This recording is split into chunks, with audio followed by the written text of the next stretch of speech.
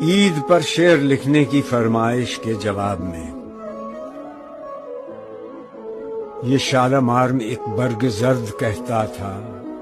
گیا وہ موسم گل جس کا رازدار ہوں میں، نہ پائمال کریں مجھ کو زائران چمن، انہی کی شاخ نشیمن کی یادگار ہوں میں، ذرا سے پتے نے بے تاب کر دیا دل کو، چمن میں آ کے سراپا غم بہار ہوں میں، خزاں میں مجھ کو رلاتی ہے یاد فصل بہار،